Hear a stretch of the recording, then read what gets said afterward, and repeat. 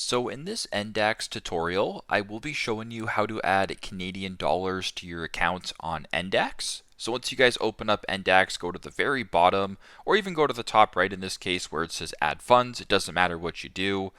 Once add funds are selected under fiat assets, make sure that Canadian dollar is selected.